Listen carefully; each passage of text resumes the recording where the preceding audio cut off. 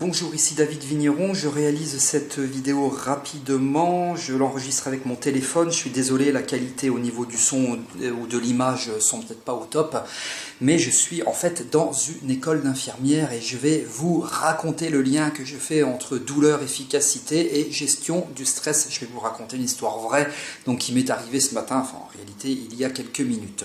Si vous souhaitez vous abonner à mes vidéos et recevoir celle-ci tout à fait gratuitement, eh bien il suffit de cliquer sur le bouton qui est là pour donc être abonné à cette chaîne.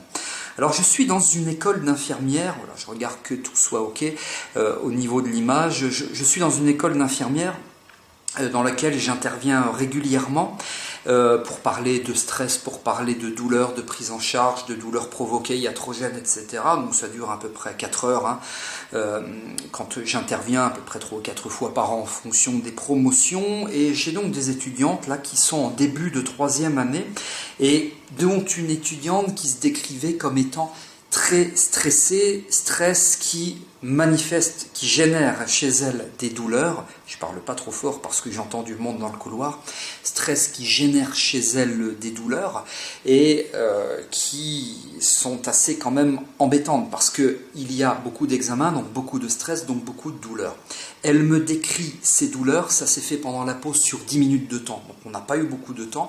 Elle me décrit ces douleurs comme étant situées au niveau de l'abdomen, plus précisément au niveau épigastrique, au niveau de l'estomac, comme si on lui tordait l'estomac. Mais, conseil que je vous donne, elle me dit que c'est à cause du stress. Donc, pensez toujours dans vos prises en charge à travailler sur cette composante émotionnelle, sur cette composante stress. Le stress étant probablement, quelquefois en tout cas ça a été le cas là, la cause et la conséquence étant la douleur. Donc dans ce contexte-là, ce qui m'intéresse de prime abord, je ne dis pas que ça ne m'intéresse pas, la partie douleur, mais de prime abord, ce qui m'intéresse, eh bien, c'est la gestion du stress. Et dans ma tête, et je le dis d'ailleurs à cette jeune fille, si vous travaillez sur le stress, que vous réussissez à atténuer ce stress et donc à majorer le bien-être, la sérénité en vous, eh bien, vous allez forcément diminuer la douleur.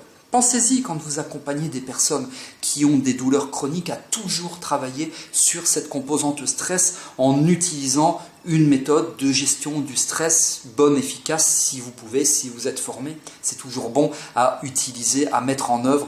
C'est à mon avis, pour moi en tout cas, systématique. C'est ce que j'explique dans toutes mes formations et ce que je propose dans toutes les prises en charge. Prise en charge d'ailleurs pour cette jeune fille qui n'a duré que 10 minutes, un quart d'heure pendant une pause, parce que je me dis, bah voilà, je vais quand même essayer de faire quelque chose pour elle. Et donc j'avais la chance d'avoir une petite musique douce, parce que j'amène toujours mon ordinateur et des enceintes et des musiques douces, donc qui sont quand même apaisantes. Astuce supplémentaire, essayez d'utiliser des musiques qui sont apaisantes, qui sont relaxantes, qui vont mobiliser, stimuler l'émission de certaines ondes cérébrales électriques, notamment je pense aux ondes électriques cérébrales alpha, qui vont permettre à la personne de se détendre et de diminuer la cortisolémie, de diminuer l'hormone du stress. C'est ce que j'ai proposé à cette jeune fille.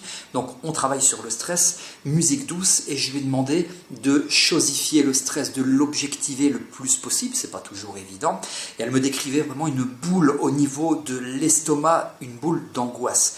Donc elle a réussi à faire partir lors de chaque expiration et lors de chaque inspiration, au bout de 2 ou 3 minutes, le temps que la boule d'angoisse s'évacue, en tout cas c'est comme ça que nous avons travaillé, lors de chaque inspiration, elle inspire du confort, du bien-être, de la détente, de la sérénité. Ça, plus la musique douce, plus évidemment des suggestions hypnotiques que j'ai glissées, donc ça a été très conversationnel, pas forcément beaucoup de temps, et puis je ne pouvais pas l'installer confortablement, enfin vous voyez un petit peu le contexte, parce qu'au moment où je vous parle, là je suis encore à l'école d'infirmière, si vous ne l'avez pas compris, et donc ça a été très efficace. Au début elle me parlait d'une douleur située entre 6 et 7 sur 10, et à la fin il restait à peu près du 2 sur 10, donc j'ai diminué, enfin elle a diminué à peu près par 3 la douleur. Ce que je veux vous dire dans cette courte vidéo, c'est que quand vous avez des personnes que vous accompagnez pour des douleurs chroniques, pensez toujours à cette notion de stress, à cette notion d'angoisse. On parle de stress, on parle d'angoisse, on parle d'anxiété,